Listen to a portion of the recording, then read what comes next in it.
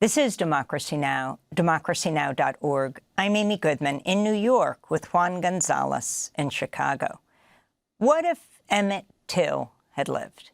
What if he'd safely boarded the train back home to Chicago, more than 70 years after the kidnapping, torture, and lynching of 14-year-old Emmett Till in Mississippi? A major new photography exhibit and companion book ask those questions by imagining not only the life young Emmett lost, but the decades he was denied. This is the exhibit's curator, Sarah Elizabeth Lewis.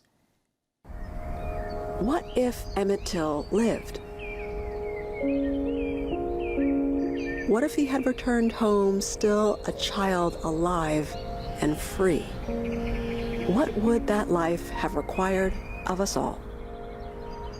These questions invite a reckoning with the past and a probing investigation of the current state of American life. This exhibition, this publication, and the invitation together offer a collective arena to consider how freedom has been secured on American ground. It is a creative monument to Emmett Till's unlived life. It lets us picture what could have come, what should have come.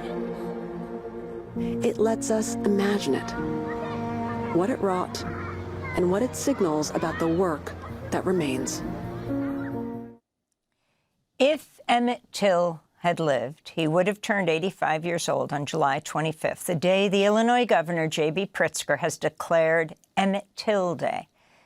But Till was murdered at the age of 14 on August 28, 1955, dragged from his great-uncle's home in Money, Mississippi by two white men for allegedly whistling at a white woman. They beat, tortured, and shot Till, tied a heavy cotton gin fan to him with barbed wire, threw his body into the Tallahatchie River. His body was discovered several days later. Mamie Till Mobley, Emmett Till's mother, had his body returned to Chicago for burial. She insisted on an open casket so the world could see the brutality of bigotry and racism. Jet magazine and other publications carried photos of Emmett Till's beaten, distended face in his coffin, shocking the world and galvanizing the civil rights movement.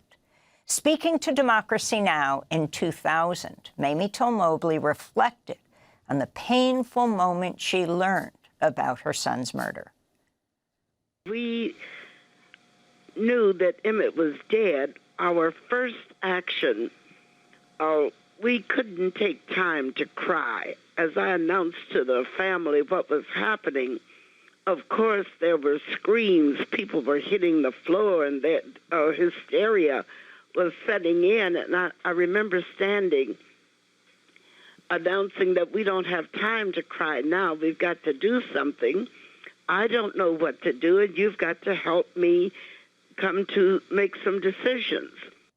The voice of Mamie Till Mobley on Democracy Now! A quarter of a century ago. To see the whole interview, you can go to democracynow.org. The new exhibit, If Emmett Till Lived, Freedom on American Ground, opens September 10th at the Museum of Contemporary Photography at Columbia College, Chicago.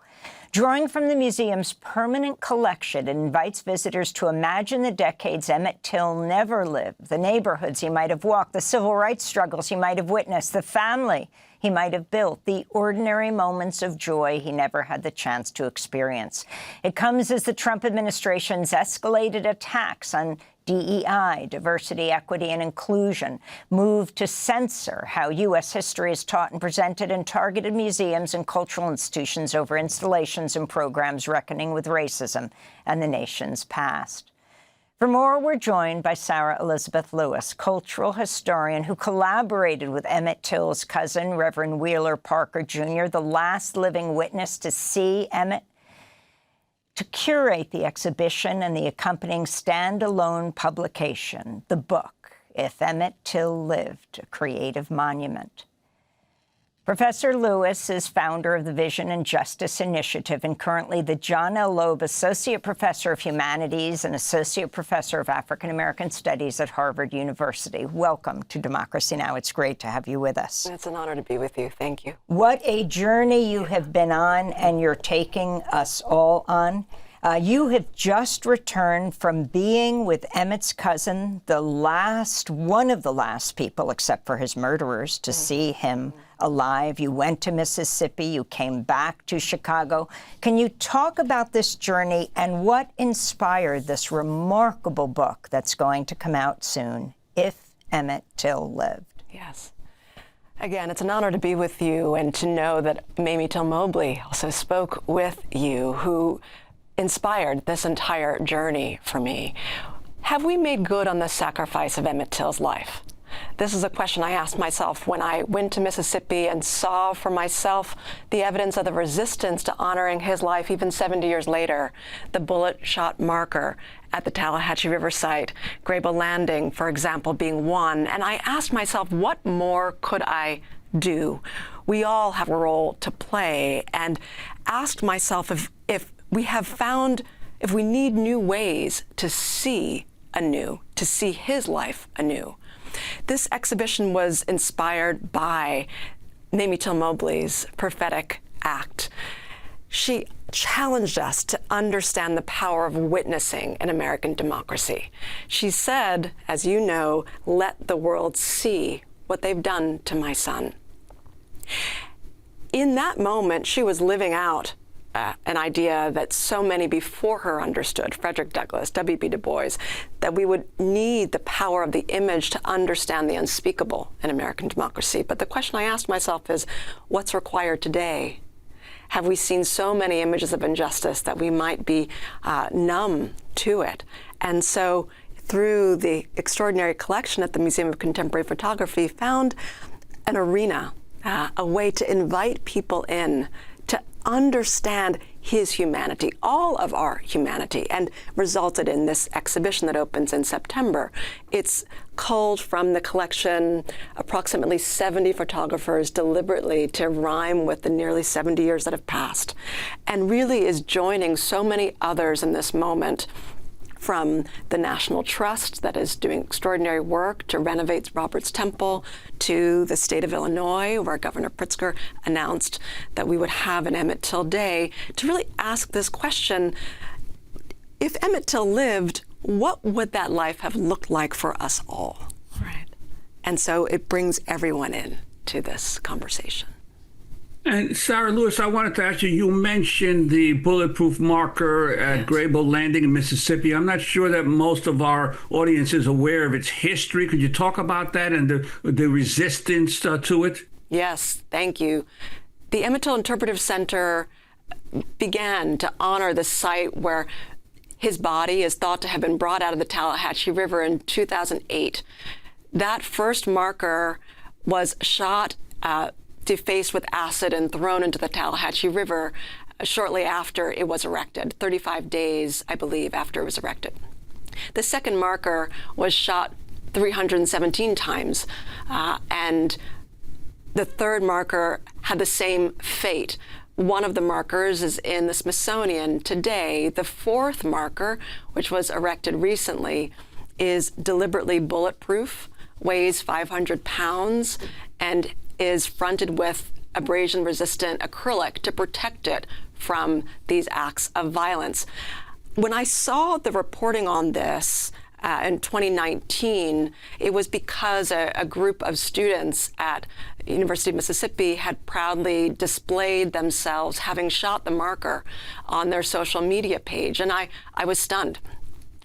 I needed to see for myself the site, the context, to understand the act itself. Was it a highway shooting? How premeditated was this? And saw that that road to Grable Landing makes you pay for every inch. You have to know where you're going. The gravel on the ground forced my car to slow down to such a speed that you would have to be conscious of where you were. This is a sacred site. What does it mean that over 70 years later, we still cannot let his body rest?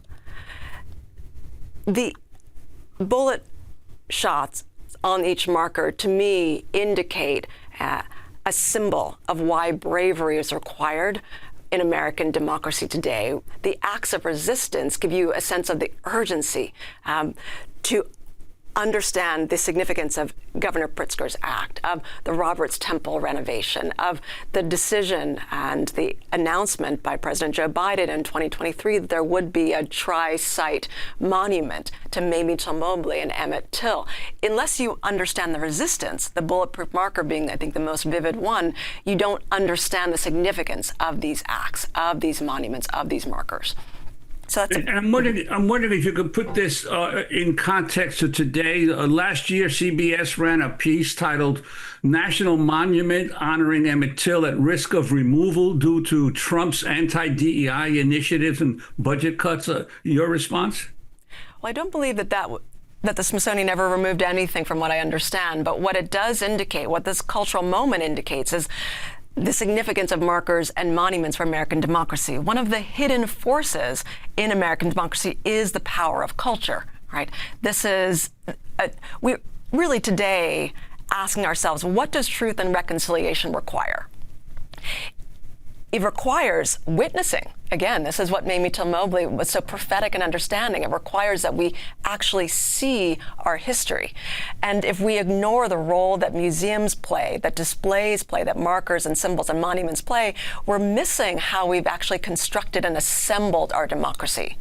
We also are in need of a new assembly today in American democracy, and that's being constituted by lawyers like Brian Stevenson and Sherilyn Ifill, who understand the importance of culture for justice today. Brian Stevenson creating the legacy sites in Montgomery to honor the over 4,000 lynched men, women, and children whose lives have not been acknowledged or honored, and dedicated his non-existent free time to creating a memorial complex. Sherilyn Ifill, with her new 14th Amendment Center, is seeing culture as a pillar for democracy.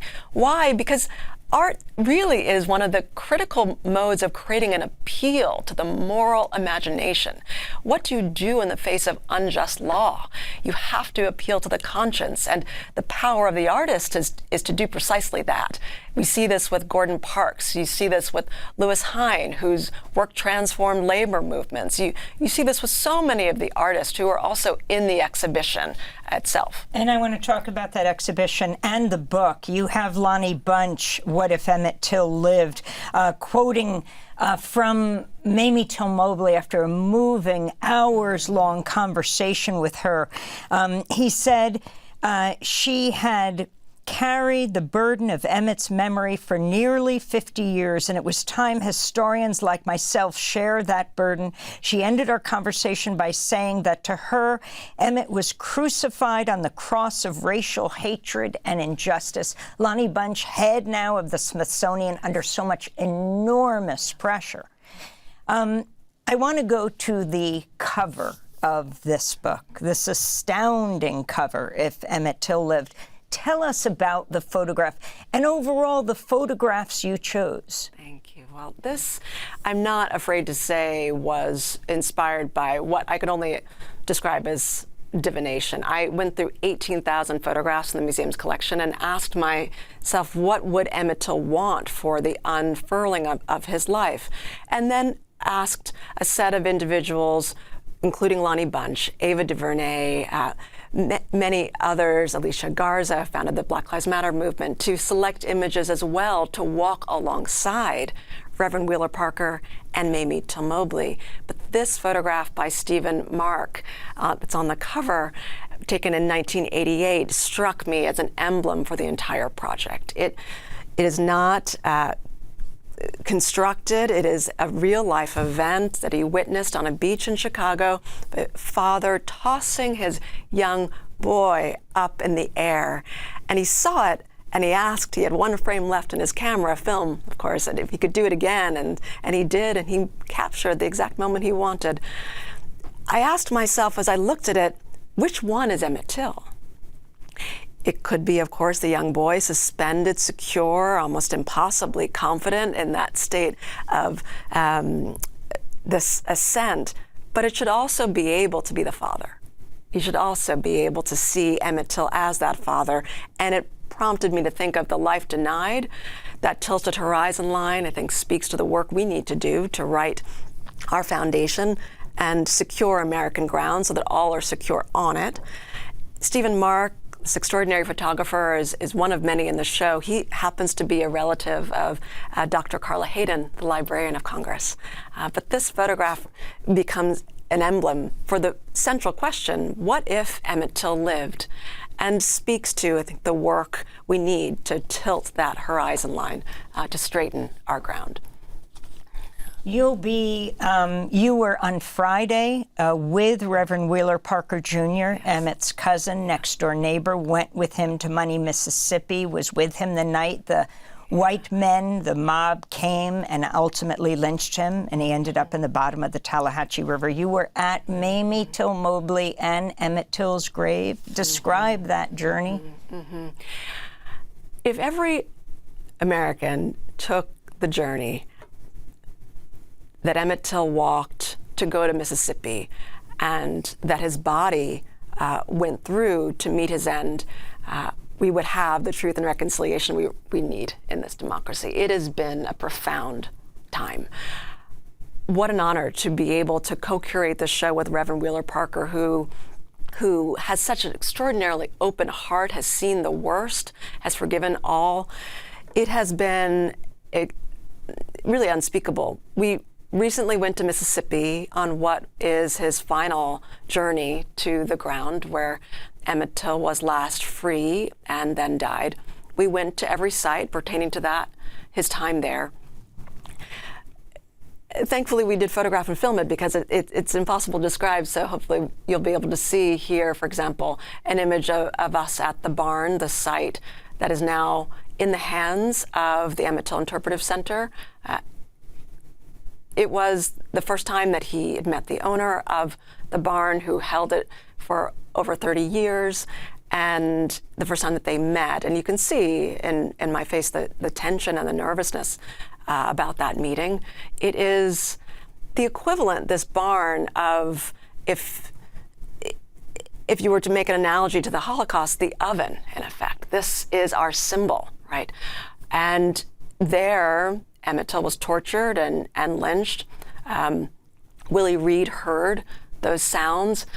What was it like for Reverend Parker? I have to wonder. He described it to me, but we'll never fully know. He thought of what his best friend was going through, but he also describes this fundamental fact that Emmett Till did not end in the casket. His life lived on with all that came in its wake. So he has an understanding of the sort of redemption that did transpire for the country, but it was painful to watch him there. It was inspiring to see in Chicago and in Mississippi too how his testimony inspires. You know, when you're in his presence and you hear him think through the journey of the 70 years that have happened since, when you hear him describe that he was sent out on the first thing smoking, as he says, back to Chicago after Emmett Till was kidnapped, you realize that Emmett Till, is so many of us. Emmett Till, it could have been Reverend Parker. He knows that. He lives with that survivor's guilt, as he describes it, and has turned the intensity of that heat into light to illuminate what we need to understand about ourselves in this democracy. We're talking to Sarah Elizabeth Lewis, the cultural historian, the art professor at Harvard University, whose book is coming out, If Emmett Till Lived, with an accompanying exhibition at Columbia College in Chicago. You talked about the barn where Emmett Till was killed. Mm-hmm. Let's talk a little more about that. Yes. So when Emmett Till was abducted from his great-uncle's home, Mose Wright, he was taken 40 minutes away to a barn in Mississippi, and that is the site of his end, of his abuse and murder and lynching. That barn has been, for over 32 years, in possession of the man who lived in the house 50 feet from it. And we're showing the picture right now of you standing next to him at the barn. Yes. Just a few weeks ago, I went with Emmett Till's cousin, best friend, and the last living eyewitness to his murder, Reverend Wheeler Parker. We're standing there together, and it's his last trip that he wanted to take to Mississippi. That barn is now out of private hands, and it is in really the hands of an organization that can steward it to transform it into a memorial to honor Emmett Till, the Emmett Till Interpretive Center. But to go to that ground, it's startling, it's impactful, in part because of how casually it's been, engaged with for the last 3 decades. It's been a working barn. It's been in... Did the owner know what happened there?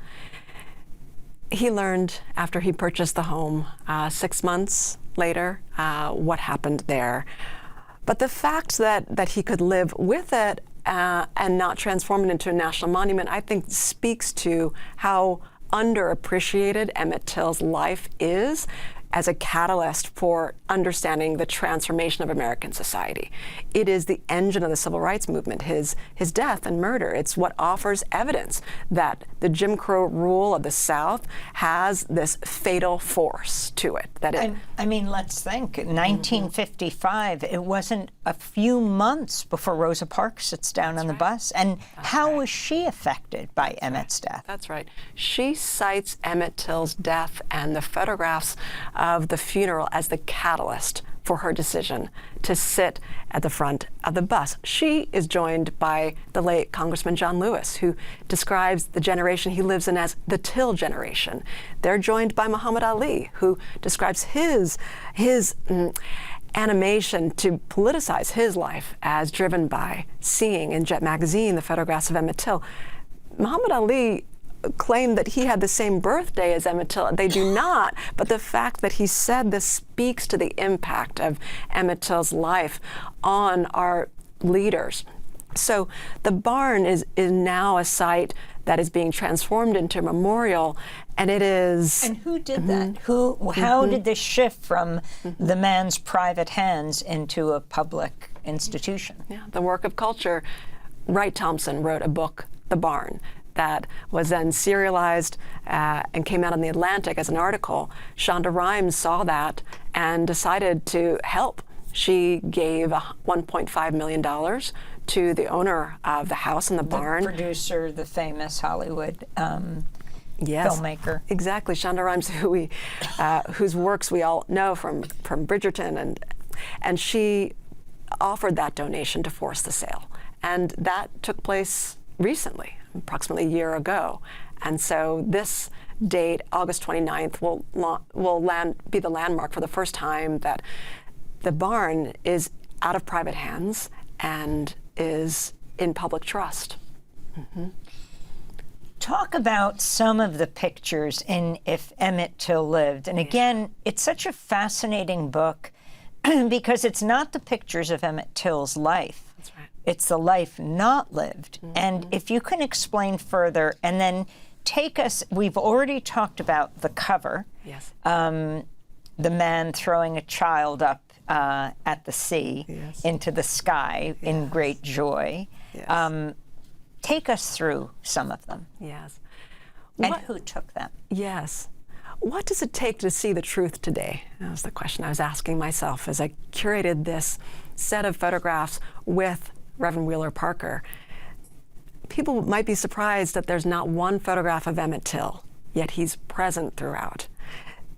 The collective of the photographers will be some that people know, from Carrie Mae Weems to Dawood Bey to Annie Leibovitz to Dorothea Lange to Henry Cartier-Bresson, but there are many they might not. And that is the point. Every image mattered. There was a democratic ethos to choosing them. The images are sequenced to unfurl, as if a reverse wake, Emmett Till's life. So it opens chronologically. And you'll see Emmett Till throughout these proxy photographs of other men, black men, that become symbols of Emmett Till. It opens with an image that I think feels to me as if it's a proxy for Emmett Till, and then immediately takes you to one of the life paths he could have had as an artist or a leader, and then offers symbols to remind you that this is a speculative fiction. He didn't live this life. So we have cues to the mind for that. But there are symbols, too, of the journey that made him meet his end. The train station, for example, the David Plowden photograph. Tell us about the train station. Yes. So how does Emmett Till become, in effect, the martyr for the civil rights movement? Well, he wants to go with his cousin and best friend, Wheeler Parker, to Mississippi to see his family. And they spend the summer. He leaves on August 21st. He takes a train 10 hours from Chicago to Mississippi, packed with a shoebox lunch, chicken, and this is a tradition. And he then goes with his cousin. Now that train station becomes repeated as a feature of this volume. David Plowden's photographs in particular. Tell us who David Plowden is. He's a photographer who actually was 96 when he just passed about a few weeks ago. And when we called to ask for his permission to become part of the exhibition, he was so moved, so honored. And he has trained his gaze on those rail yards, and in these black and white photographs creates these patterns that are so evocative and powerful, but in this exhibition took on new significance. And this is so much of what art can do. It can both distance you from the real world events that might make you recoil to pull you in enough to engage. And tell us about Phil Borges. Yes, the Phil Borges photograph, Paternity, from 1990, was haunting to me. So this is a photograph. Who chose this one? I chose this and every image because of Reverend Parker's age. He's 87. I would physically choose the images and present them to him. When he looks at that photograph, he sees Emmett Till. Emmett Till was a breech birth, and it was painful for Mamie Till Mobley. He stayed in the hospital for a month, and a few weeks ago when I showed this again to Reverend Parker, he said his life had tragedy in the womb and in life. And he's taking these metaphors from the photographs as a way to rethink his life and its force in the world. That father, though,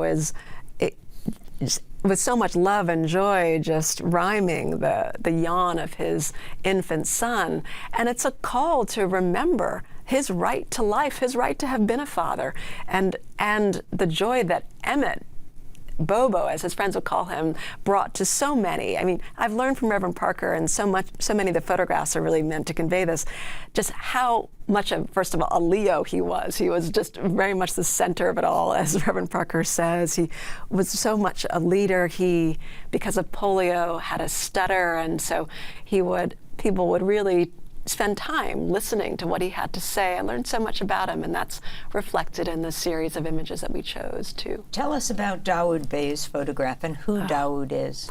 Dawood Bey, is a 21st century oracle in many ways. He is a photographer based in Chicago but moves around the world, who allows us to understand the ever-present past in our current moment, whether he's documenting the Underground Railroad or the Birmingham bombing. He's a photographer whose diptychs that showed, for example, in the Birmingham bombing, the young boys and girls and the lives they could have had. He gave me a template for the exhibition to think through how you can present the life one should have had to the public.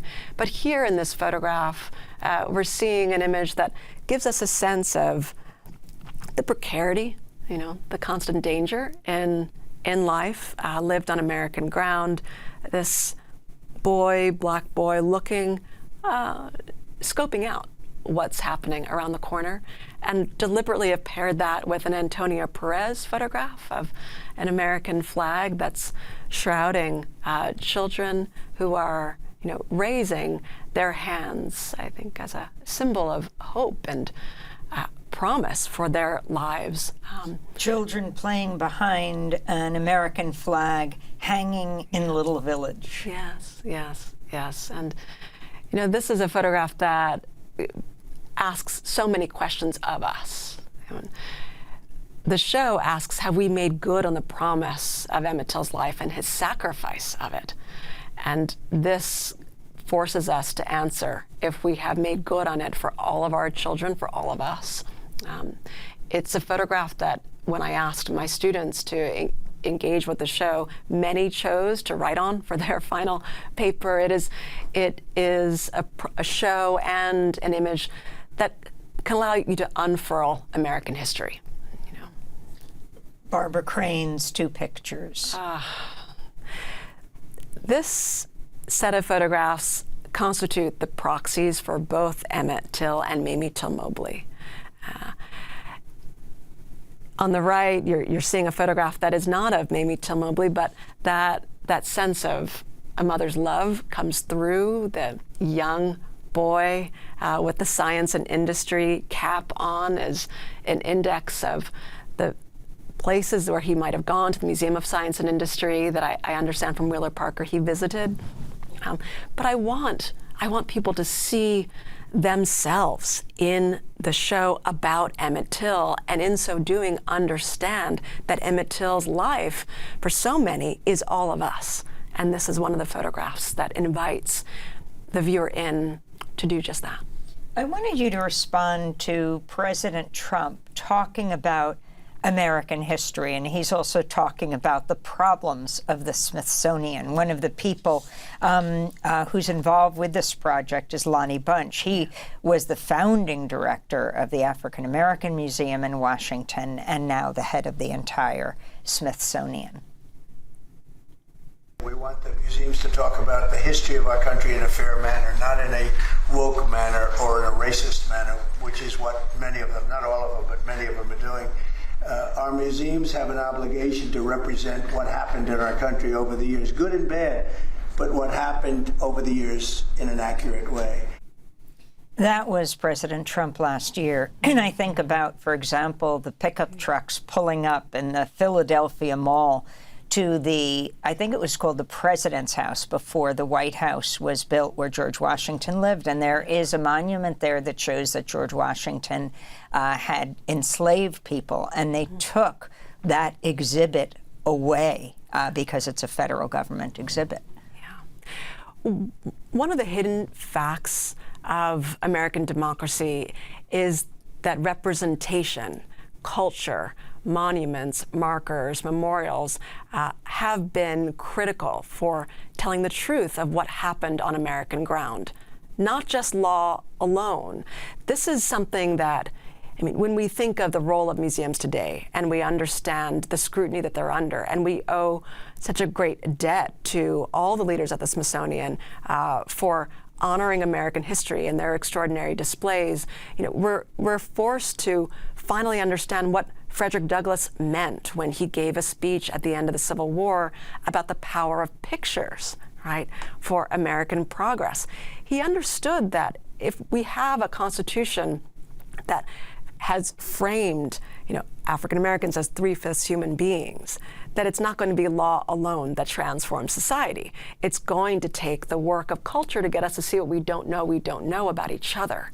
And he inaugurated the power of culture as being able to shift perspective enough to transform society. He understood what Mamie Till Mobley did, right? Which is that the way we see each other is the bedrock, both problem and then promise of where we go in American democracy.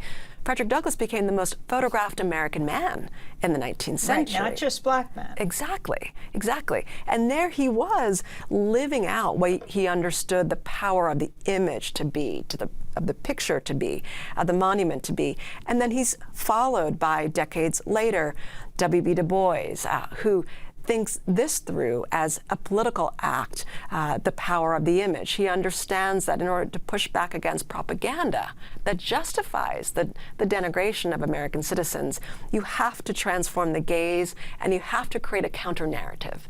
And this is what so much of art has done But in order to actually understand the truth of American history, you have to see it. You have to witness it. And our markers, our monuments, our displays are invaluable for that work. So before we go, how you got involved with the story of the monument to Emmett Till? Yes. And your first encounter with Mamie Till Mobley? Yes. Well, in putting this book together and exhibition, I realized anew the impact that meeting Mamie Till Mobley had on my life when I was 14. The NAACP has an Olympiads, and as a 14-year-old, I entered into the painting competition. 14-year-old like Emmett Till. 14-year-old just like Emmett Till in the 9th grade. And I didn't think I'd win this competition. It's state level, then you go to the national level. And at the national competition in this football stadium, they have the awards ceremony. And What was your project? I entered this still life that I made in high school. There's literally that, a still life, very colorful. And because of that, I thought, no one's going to choose a still life. And apparently they liked it. So it was the beginning of my understanding that the arts were part of my path. But I was also living in New York City, surrounded by, living by the United Nations, the world of politics and history every day, challenged in my understanding of whether that mattered. And so imagine my surprise, 14 years old, not just hearing my name, but seeing on the dais Cornel West, Rosa Parks, and Mamie Till Mobley. The pictures show it. I was so stunned. And the photographs show Mamie Till Mobley just beaming this love at all of us. She had just created a means to engage with young people around the country through the Emmett Till players reciting speeches of Martin Luther King's and her own. But that moment stayed with me in ways I didn't fully understand until the Chicago Museum of Contemporary Photography invited me to create an exhibition. And after coming back from Mississippi, realized if there's any show I had to do there, it was this. Did you think you were going to go to Mississippi, or did you think you'd just go through their photographs and... No, I didn't. They invited me over 6 years ago to create the show, and I, politely kept putting off the request. I agreed to do it, but hadn't yet hit on a theme that commanded enough of me to force the journey constantly to Chicago until I went to Mississippi. The bullet shot marker, that experience of seeing it, wanting to write on it, teaching from it, seeing how stunned the students are whenever they witness it, forced me to go. And I just went on my own steam. I was toured through the different sites, and on the plane ride back, I remember thinking to myself, asking the question, what if Emmett Till Lived should be as easy as that, as easy as looking to my left and right? And I know why it wasn't possible, but I wanted to make clear that it should be possible. And so the exhibition, creating his right to life through the set of 180 photographs, became the means to do that. And as you went back now with Reverend Wheeler Parker, what was that like for him, and what was it like for you to be with him? He was the same age as Emmett when they went to Mississippi? Yeah, he was 16, and 16. Just 2 years older, but because of that, they ran together. That's a pretty close age to be as they're teenagers, but he was 16, and I never imagined being able to go to Mississippi with him. The fortitude, the strength it takes to go to Bryant's Grocery, where we went together, the last site where Emmett Till was free, where he went with him, to go to the barn, to go to the Sumner Courthouse, where we were together, and he sat on a panel with the FBI agent, Walt Henry, who was part of the team that worked to reinvestigate the case when Carolyn Bryant purportedly recanted and then unrecanted the recantment. You're talking about the woman in the store who he supposedly wolf whistled at. And I always had a question. Yes. You said that he was a stutterer, and his mother taught him, if you feel a stutter coming on, whistle. She did. And it's important to actually clarify this. You know, Wheeler Parker is the last eyewitness, and he asserts that he did whistle. Now, you should not be killed in the United States for whistling. So many people state allegedly whistled. No, he did whistle. But the point is that Jim Crow rule determined that this was a fatal crime. And this is the injustice, right, as well. So being there with him, seeing him lost in thought at Bryant's Grocery, of course, thinking back on that day, but also on all that's transpired since, was an event I'll never forget. That's important to remind people of. And for those who aren't familiar with the story, when you talk about Carol Bryant, because it was her husband and brother? Half-brother. Half-brother who went and lynched Emmett Till. Just that legal trajectory, what happened, how they were acquitted, and her recanting and then unrecanting. You know, in 1955, his murder should have been met with justice, and it never has been to this day.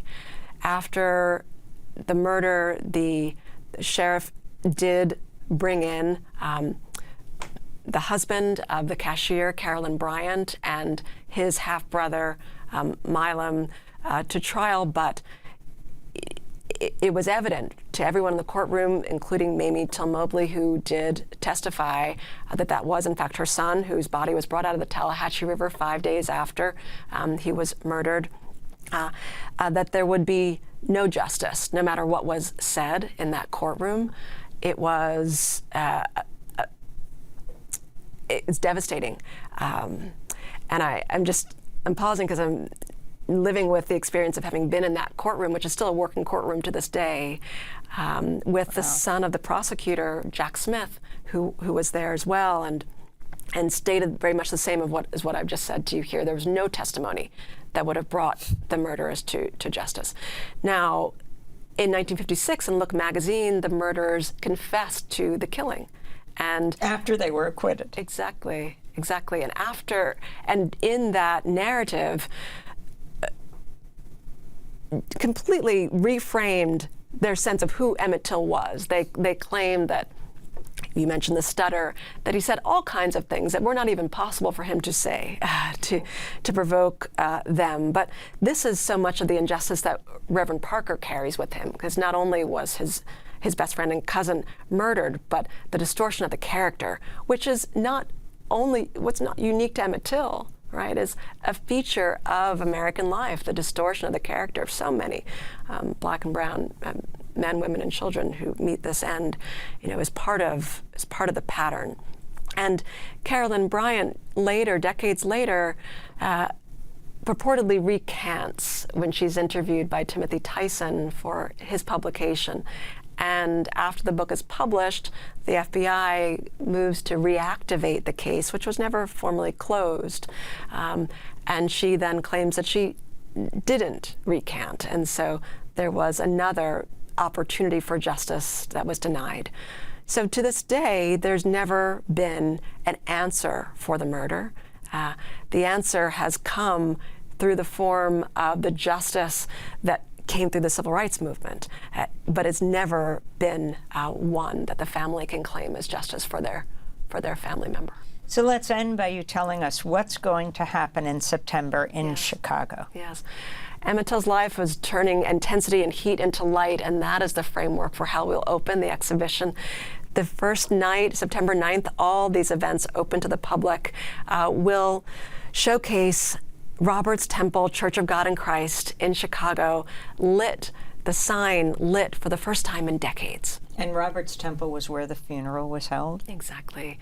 This funeral, this wake, took place over 3 days. 100,000 mourners came over those days. Bishop Ford presiding over the funeral. And they saw his descended, mutilated head. Yes, exactly. Mamie Till Mobley insisted that the casket be opened so everyone could see what was done to her son and therefore could see the state of American life. She pins to the casket photographs that were taken that prior Christmas, where he's standing in a white shirt and a black tie, leaning back at this, and with this Philco television set behind them, and as a reminder of who he really was and his character and his joy. That photograph is only run by the black press, right? Jet magazine, the Chicago Defender, and becomes the catalyst for, as we described, Rosa Parks and John Lewis, so many more. The burial takes place on the fourth day. So that building will honor Emmett Till's life that night and honor the exhibition. And I'm so grateful to the National Trust for their work and the renovation that's being done. It's being supported by the Mellon Foundation. The next day, September 10th, we'll open the exhibition. We'll have a number of artists and leaders join us, among them Smithsonian Secretary Lonnie Bunch, Sherilyn Ifill, Paul Farber, who runs Monument Lab, Mitch Landrieu, who certainly understands the importance of monuments and Confederate monuments as well. Artists from Cecil McDonald to Daoud Bey, and many more. Again, this is an invitation to the public. It's not closed off. We welcome all, and that program of those thinkers, leaders, and artists will be the condition through which I hope people then can greet the photographs in the show and enter the museum not as a display but as an arena to contemplate what freedom has cost us and required on American ground. And the Obama Center just honored the birthday of Emmett Till on Friday night. Yes, Reverend Parker and Christopher Benson, who co-authored both Mamie Till Mobley's autobiography and his, spoke as the central keynote at the Obama Center event, which took place on July 31st. I was honored to be there with the Parkers and their family. So where do you go on from here? Oof. The journey continues, and I look forward to being with you in Edinburgh on August 11th, where we'll be speaking about how Mamie Till Mobley also animated your work as a journalist, which is deeply inspiring. We'll be joined by Brian Stevenson, Ken Burns, Nicola Benedetti, Wynton Marsalis, to think of the prompt of America 250th as a catalyst for understanding where we go forward. Where I'll go is to mount the exhibition 2 weeks later, back to Mississippi on August 29th for the first dedication to the barn as an unbuilt memorial, to think through what can come on that ground. And we'll continue the work inspired by so many partners, among them Roberts Temple, the Emmett Till Interpretive Center, the Emmett Till Institute, Facing History, so many others, to ask the question, have we made good on the sacrifice of Emmett Till's life, and what work remains? I want to do my part. If Emmett Till Lived is the new book and the photo exhibition at Columbia College that opens on September 10th. And that date that he died, August 28th, also the date most people don't realize that Dr. Martin Luther King held that rally on the Mall, If I Have a Dream, August 28th, 1963. It was 8 years later. Mamie Till Mobley saying she wanted that casket open for the wake and the funeral, for the world to see the ravages of racism, the brutality of bigotry. Sarah Elizabeth Lewis, thank you so much for being with us. Cultural historian who collaborated with Emmett's cousin, Reverend Wheeler Parker Jr., the last living witness to see Emmett. They've curated the forthcoming exhibition at the Museum of Contemporary Photography at Columbia College Chicago, opening September 10th. The exhibit titled, and the new book titled, If Emmett Till Lived.